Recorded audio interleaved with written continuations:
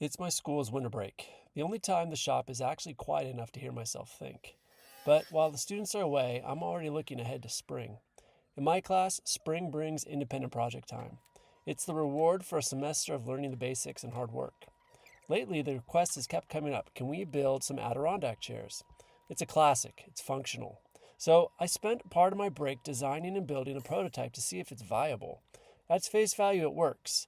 I have the tools needed, and it's a relatively simple build, well within the student's current skill set. I think I can get a full chair with about 2.5 redwood boards and a little over 2 2x4s. So the lumber cost for one chair is only $28. But as any shop teacher knows, you don't multiply by 1, you multiply by your roster.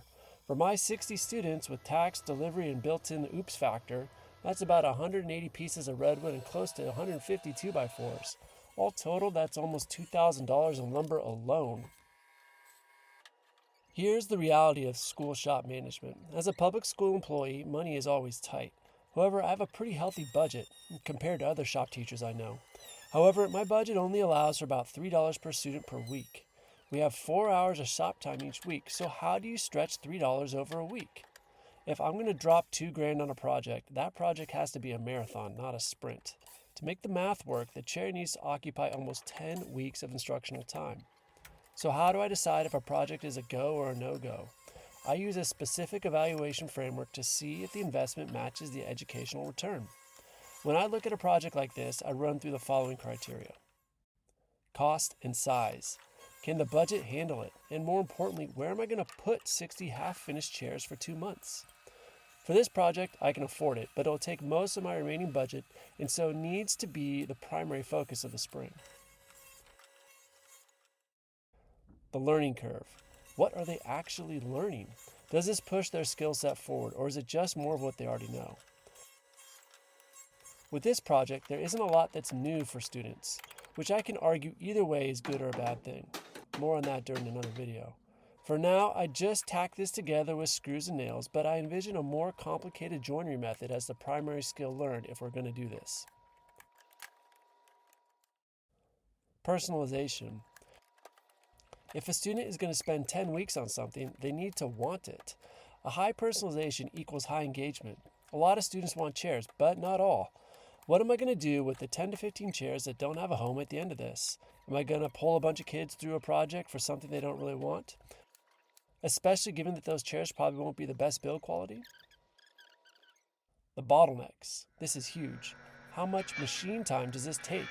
If everyone needs a CNC router or a table saw at the same time, the project dies in a logjam.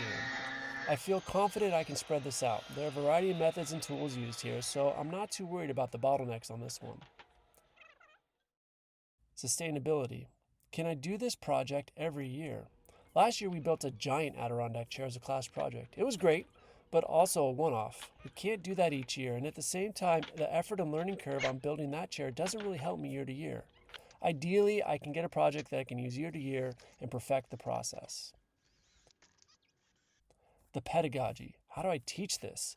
Is it directed instruction where everybody follows my exact cuts? Or is it fill in the blank where I provide the skeleton and they design the rest? This project is intended to fit in an independent project time in the course. That means that it's primarily design build and directed by students. How much are their designs going to adjust or change the materials needed? I could give them fixed plans, but I don't want their culminating project to be just one where they're following directions. I want them to figure it out and solve problems that come up within their own designs. That's where the real learning will take place. Let me know what you think, especially the fellow teachers out there. Is the Adirondack chair a shop class staple for a reason? Or is it a budget killer that takes up too much floor space? Is it worth the 10-week investment?